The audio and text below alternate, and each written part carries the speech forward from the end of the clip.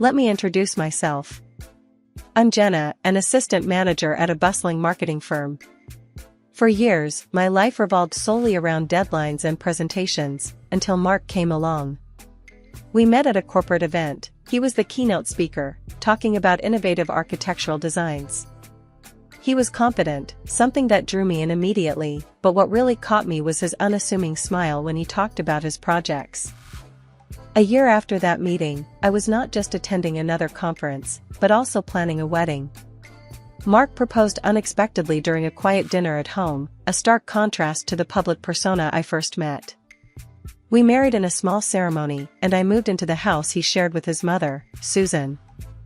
Susan was a small woman with sharp features and an even sharper tongue. She greeted me on moving day, sizing me up with a critical eye as I lugged my boxes inside. "Make sure those boxes don't scuff the floors," she instructed, her voice stern. "Of course, Susan. I'll be careful," I responded, trying to keep my tone light. I learned quickly that Susan had rules for everything, from where to place my shoes to how the dishwasher should be loaded. It was her house, after all, and I was keen on making a good impression. Living with one's mother-in-law could be challenging, but I was determined to make it work. But it wasn't just the rules. There were the Sunday dinners when Susan would recount tales of raising Mark by herself, a monumental effort after her husband left following their daughter's death. She would look away sometimes, her voice dropping a notch. It was tough, raising a boy alone. But we managed, didn't we, Mark? Mark would nod, pass the potatoes, and quickly change the subject. I got the sense that these stories were Susan's way of reminding me of her sacrifices.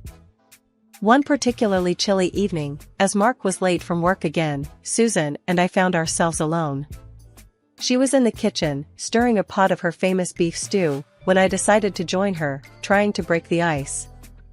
"Can I help with anything?" I offered. She glanced over her shoulder, then pointed at the salad. "Dress that. And don't drown it in vinegar like last time." Her words stung a bit, but I kept my smile. "I'll get it right this time." As I mixed the salad, Susan continued her monologue about the past. "Mark was always such a sensitive child. Needed more looking after than most boys. It's good you're here now. Maybe you'll manage better than I did," she said, her words a mix of hope and challenge. Settling into life with Susan and Mark proved to be a complex dance of personal boundaries and shared spaces. The early days were tough, with Susan watching every move I made around the house. But as time wore on, I started finding my rhythm, and oddly enough, it was the moments when Mark was away that brought Susan and I closer. One lazy Saturday afternoon, while Mark was out on one of his frequent business trips, Susan invited me to join her for coffee. The living room was cozy, a stark contrast to the cold formalness Susan usually exuded. "Sit down, Jenna. Coffee's almost ready," she called from the kitchen. "Thanks, Susan," I replied, taking a seat on the plush sofa, trying to make myself comfortable amid the embroidered cushions. Susan sat opposite me, her eyes studying me over the rim of her cup. "Mark tells me you're handling the new project at work," she said, her tone more curious than intrusive. "Yeah, it's a big one. Lots of late nights ahead," I responded, appreciating that she was making an effort to talk about something other than household chores. Susan nodded, then her expression shifted as she seemed to decide on something.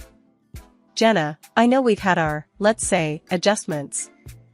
But I want you to know, I'm glad he chose you." Her words took me by surprise. "Thank you, Susan. That means a lot." We sipped our coffee in a more comfortable silence than before, the air between us lighter. "Did Mark ever tell you about his sister?" Susan suddenly asked, setting her mug down. "No, not really," I admitted, curious about the family history Mark rarely mentioned. Susan leaned back, her gaze distant. "It was a hard time, losing her. Changed everything for us." "I can only imagine," I said softly, sensing the pain behind her words. Susan shook her head slightly. "You never get over something like that. But you learn to live, I suppose. That's why I've been hard on you. I needed to know if you could handle this family, with all its scars." Her honesty was unexpected but welcome. "I'm here to stay, Susan. I want to make this work, for all of us." She nodded, a ghost of a smile flickering across her face. "I'm counting on it." "Mark's father, he never got over it," Susan continued, looking into her coffee as though it held the past. "He blamed me for our little girl's death. Said I should have been more careful, should have done something differently. But there was nothing I could have done, nothing to foresee. It tore us apart, and he left not long after." From then on, our relationship took on a new dimension. It wasn't perfect overnight, but there was a mutual respect forming. Evenings often found us in the kitchen together, where Susan would reluctantly pass me the salad bowl without a critical remark, where I would handle the delicate china with care without being reminded. Life at Susan's place settled into a routine, one that was comfortable in its predictability. I still put long hours at work, but now there was more to come home to. One particular evening, I discovered something that would change our lives forever. I was pregnant. The realization hit me like a freight train. I was going to be a mom. Excited and nervous, I bought a couple of those test kits, just to be sure. Each one confirmed what I already knew: our family was about to get bigger. I planned how to break the news to Mark, imagining a perfect, joyous moment. That night, when he came home from work, I had dinner ready, his favorite, spaghetti and meatballs. The table was set, the candles lit. I could barely contain my excitement. "Hey, babe, something smells good," Mark said, loosening his tie as he walked in. "Sit down, I've got news," I said, my voice trembling a bit with nerves. Mark raised an eyebrow, a smile playing on his lips. "Good news, I hope?" I nodded, handing him a small box I'd wrapped. Inside was the positive pregnancy test. "We're going to have a baby," I blurted out before he could open it. Mark's smile faltered. He paused, looking at the test, then back at me. "Wow, are we ready for this?" His reaction wasn't what I'd hoped for. "I think we are. I mean, I know we hadn't planned this now, but I'm happy, Mark, aren't you?" He sighed, running a hand through his hair. "It's not that I'm not happy, Jen. It's just, babies are a big deal, and they need a lot, and we can do this," I cut in, trying to keep my voice steady. "I'll still work, we'll manage. We always do." Mark nodded slowly, still not quite meeting my eyes. Yeah, of course. We'll manage. It's just a lot to take in, you know?" Dinner went on, the candles burning lower, the initial excitement I felt dampening under the weight of Mark's hesitant acceptance. It was clear we had a lot to talk about, a lot to figure out. The next day, after a night of little sleep and much thought, Mark handed me a list over breakfast. It was detailed, outlining everything he thought needed to be addressed before and after the baby arrived. I looked over the list. Separate bedrooms after the baby's born, schedules for nighttime feedings, budget adjustments. And all this should have been done only by me. "Mark, this feels like it's just my baby, not ours," I said, trying to keep the frustration out of my voice. Mark didn't respond immediately, his jaw tightening. "Well, of the two of us, you want this baby the most, so it's fair." That day, I didn't just confront the reality of becoming a mother, but also the complexities of how it would impact my relationship with Mark. It was clear that while this baby was a part of us, the path forward wouldn't be without its challenges. As my pregnancy progressed, the atmosphere at home took on a subtle shift. I'd expected joy, or at least a growing sense of shared anticipation, but instead, there was an undertone of tension, particularly from Susan. It felt like every time I caught her eye, there was a flicker of something, discomfort, maybe even disapproval. One crisp evening, as the leaves started turning golden, I decided to address the elephant in the room. Susan was in the kitchen, meticulously peeling apples for a pie. The silence between us had grown too loud to ignore. "Can we talk?" I asked, leaning against the kitchen counter, trying to keep my voice light. Susan glanced up, her hands pausing for a moment. About how things are with us, since the baby news," I said. Susan put down the peeler, wiped her hands, and sighed. Jenna, it's nothing personal. I'm used to how things are around here. I nodded, understanding her more than she realized. I get that, Susan. But things are going to change. It doesn't mean it has to be bad. Susan resumed her peeling, a bit more forcefully. Changes aren't always for the better. As the weeks went on, Susan seemed to adjust to the idea of the baby. When my belly had obviously grown large, one afternoon she commented, "I'll be around to help with the baby. It'll be good having a little one in the house again." "That's great to hear, Susan," I said, a bit relieved, but then added, "You know, it's a girl." The change in Susan's face was immediate and stark. "A girl," she repeated, her voice flat. "Yeah, a girl," I confirmed, feeling a sudden chill. Susan looked away, her voice cold. "I don't like girls." The air felt heavier, denser. "Well, she's still your granddaughter," I said, trying to keep my voice steady. Susan didn't respond, just continued with her cooking, and I knew that whatever semblance of peace we'd found was on shaky ground. As we moved through the weeks, Mark's demeanor also shifted. His work became busier, or so he said, leaving me alone most evenings and weekends. His absences were a stark contrast to the early days of our marriage, filled with long conversations and shared meals. Now, I was lucky if we spent a few hours together on Sundays. As my due date approached, I found myself often alone, wondering how our small, soon-to-be family could feel so disjointed. One afternoon, I found myself sitting in the nursery we'd prepared, running my hands over the soft blankets, the tiny clothes.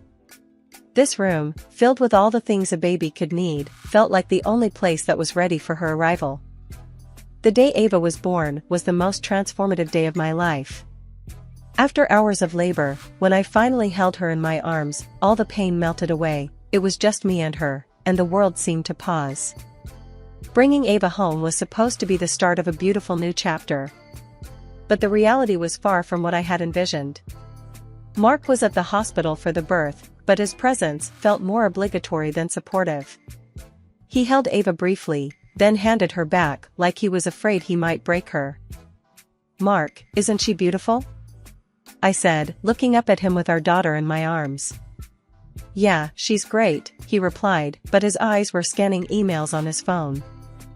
I tried to brush off his detachment, focusing instead on Ava and the new motherly duties that filled my days and nights. As the weeks passed, Mark's absences grew longer. He was either buried in work or out with friends. "I need some air, Jen.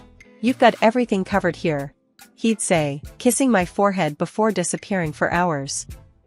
It was during one of his absences that Susan's true colors regarding Ava started to show.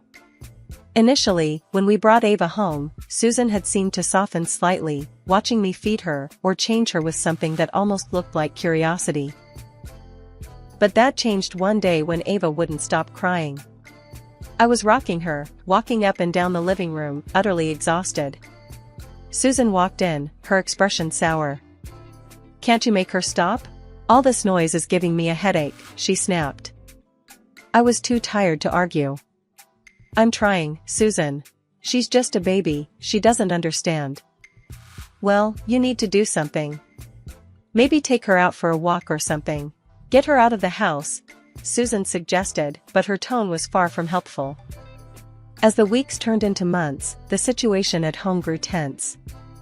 Ava's colic didn't improve, and with Mark hardly around and Susan's constant remarks, I felt more alone than ever. One particularly tough evening, when Ava had been fussing nonstop and Mark was out again, I reached my breaking point. I called Mark, the sound of Ava's cries echoing in the background as I spoke. "Mark, I need you to come home. Please, I can't do this alone tonight," I pleaded. There was a pause before he responded. "Jen, you know I have a lot on my plate right now. You're doing great with Ava. She'll tire herself out soon." I hung up, feeling a mix of frustration and helplessness. When he finally came home late that night, he found me asleep on the couch, Ava finally quiet in my arms. "Look, Jen, I'm trying here. But you wanted this, remember?" His words cut deep. I looked up at him, too tired to cry. Yes, I wanted Ava. But I wanted us to be a family, Mark. I can't be the only one trying. Mark didn't say anything, just walked off to our bedroom, leaving me alone with my thoughts and a sleeping baby. That morning, my home office was a disaster zone, papers everywhere, and my laptop screen filled with endless data. The deadline for my report was looming large, and stress was my constant companion. Ava, only a few months old, was unusually cranky, adding to the chaos. In desperation, I turned to Mark. Can you watch Ava for a few hours? I really need to focus. Mark, looking as if he'd rather be anywhere else but here, pulled out a crumpled piece of paper from his pocket and pointed at it. Remember this? We agreed you'd handle Ava during the day. I've got my own work, Jenna. I stared at him, feeling a surge of frustration. It's just for a few hours, Mark. Can't you help out just this once? He shook his head, unmoved, and turned back to his computer. Just then, Susan walked into the room, her expression unreadable. I'll watch her, she said abruptly. I was taken aback, given her usual reluctance to involve herself with Ava. Are you sure, Susan? Yes, go on. Get your work done. Grateful despite my reservations, I grabbed my things and headed to the office. The quiet there was a stark contrast to the tension at home. I buried myself in work, my mind only half on the financial analyses and forecasts. Hours later, drained from the mental exertion, I returned home. The house was silent. Too silent. In the living room, I found Susan watching TV, seemingly at ease. Where's Ava? I asked, trying to keep my voice calm. She's been sleeping quietly in her crib, Susan replied without turning to look at me. Surprised and relieved, I tiptoed to the nursery. There she was, Ava, looking peaceful in a way that she hadn't for days. It was a relief, but a part of me stirred with unease. She usually never slept this long without waking. I went back to my home office to catch up on more work, but as the night wore on, a nagging worry grew. Ava hadn't woken for her feeding, hadn't made a sound. Something wasn't right. Rushing back to the nursery, I reached for Ava, gently shaking her shoulder. Ava, sweetie, wake up, I whispered. No response. Panic clawed at me. I scooped her up, feeling her too still, too quiet. Ava! I cried louder, hoping for any sign of awakening. Nothing. Mark heard the commotion and appeared at the door, annoyance etched on his face. What's the problem? She's sleeping, isn't that what you wanted? She's not waking up, Mark. Something's wrong. My voice was sharp with fear. Susan came in behind him, her face set in a frown. Stop being dramatic, Jenna. You're just overreacting. I held Ava closer, and that's when I smelled it, a faint but distinct odor of alcohol. She smells like alcohol. Why does she smell like alcohol? I gasped, my heart racing. You're imagining things. Susan snapped, her voice harsh. Just lay her down and go rest. But I couldn't. I couldn't just lay her down. I dialed 911, my hands trembling as I explained the situation. Every second felt like an eternity, waiting for the ambulance, clutching Ava, praying for her to stir. The moment the ambulance arrived, everything became a blur. The paramedics rushed into our home, and even Mark and Susan finally emerged from their rooms, their expressions unreadable. They silently watched as the paramedics worked on Ava, checking her vital signs and quickly assessing her condition. The urgency in their movements was terrifying. One of the paramedics called out as he lifted Ava carefully. We need to move fast. She's unresponsive. As they wheeled her out on the stretcher, I followed, barely aware of my own feet moving. At the hospital, doctors swarmed around Ava, their voices a mix of calm and urgency. I stood there, frozen, until one of them approached me holding a feeding bottle. Is this what you've been feeding her? The doctor asked, his tone serious. I took the bottle, my hands shaking. It was half full of a clear liquid. No, this isn't milk. What is this? My voice cracked as the realization hit me. The doctor's face was grim. It's alcohol. It was in her crib. She's in critical condition because of it.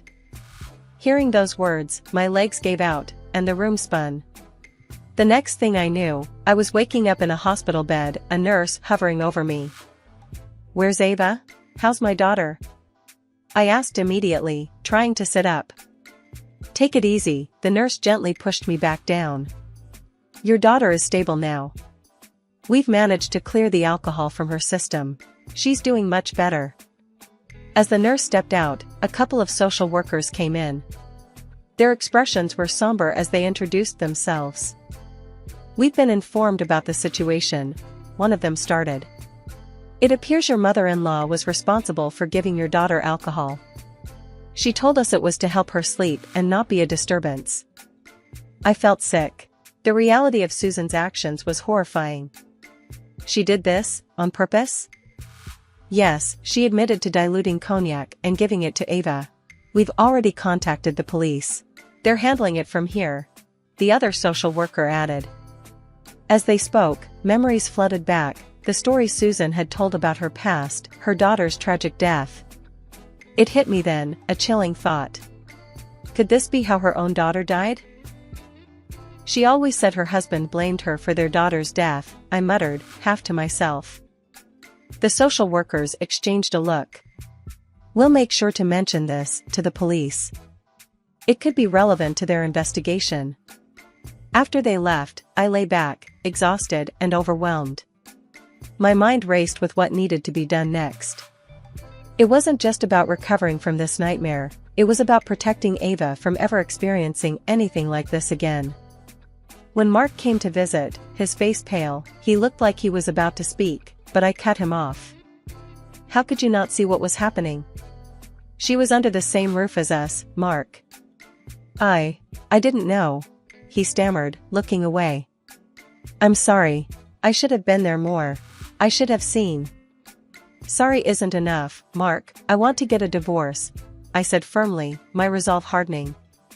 It was about taking action, making sure our daughter never had to suffer like this again. After everything that happened, going back to the house I once shared with Mark was out of the question. Ava and I moved in with my parents for a while as I sorted things out. During that time, I filed for divorce. It was a tough decision, but necessary for our well-being. The court proceedings were draining. In the end, Susan was sentenced to a short term in prison. They could not prove Susan's guilt in her daughter's death, and had to pay a hefty financial compensation. Mark was ordered to pay child support. It wasn't about the money, though, it was about ensuring Ava's future was secure. A few months later, I bought an apartment. It was small, but it was ours, a sanctuary for Ava and me. We decorated it with bright colors and filled it with laughter and new memories. It was during this time of rebuilding our lives that I received an unexpected visitor. Mark's father, Greg, came by one afternoon. I hadn't seen much of him over the years, but he was always kind and had a gentle manner. His visit was a surprise, and honestly, a bit unsettling at first. Jenna, I hope it's alright that I stopped by, he started, his hat in his hands, a nervous habit. Of course, Greg. It's good to see you, I said, leading him into the living room. Would you like some coffee? As I brewed the coffee, Greg's purpose for visiting became clear. He wasn't just here to exchange pleasantries. Jenna, there's something important I need to tell you, he said, his voice heavy with seriousness. Susan, she did the same thing to her that she did to Ava. I've always suspected it, but I couldn't prove anything. His confession stunned me. The patterns of the past mirroring the present were chilling. Greg's next words were unexpected. I've decided to bequeath my estate to Ava. She deserves a secure future, one that's not overshadowed by the mistakes of her grandmother. I was taken aback by his generosity. Greg, that's incredibly kind of you. Ava is lucky to have you. As Ava toddled into the room a few moments later, Greg's face lit up with a joy that was pure and heartfelt. Watching them together, I felt a sense of peace. Despite the turmoil, here was a bond that remained unbroken, a connection that could bring healing. With Greg's support and the new life Ava and I were building, the future looked brighter. I continued to work from home, balancing my career with being a full-time mom.